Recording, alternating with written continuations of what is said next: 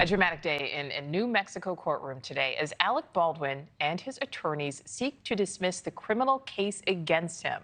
Baldwin's defense team argues prosecutors did not reveal that bullets possibly related to this case were only turned into police after armorer Hannah Gutierrez-Reed was convicted of the same involuntary manslaughter charge that Baldwin now faces.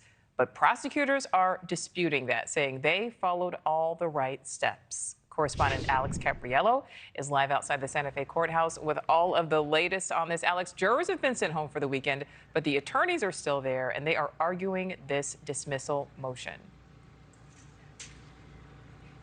Yeah, that's right, Nicole. This was an unexpected twist of the day, and based on the body language and behavior I'm seeing, it seems as if Alec Baldwin may be feeling very confident that his case will be dismissed. From what I can tell, we're seeing him smile more than ever, at times hugging his wife Hilaria and speaking to his brother and sister privately outside in the hallway.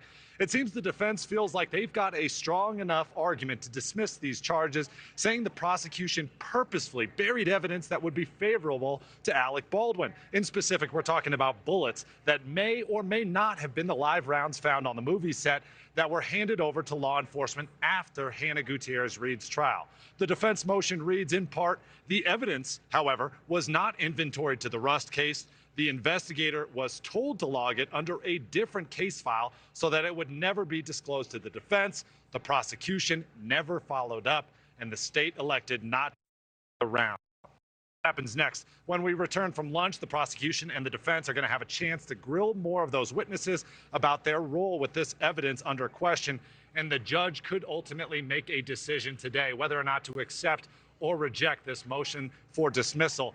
If granted, that means Alec Baldwin could walk away today a free man, and those charges could not be refiled in this exact same courthouse.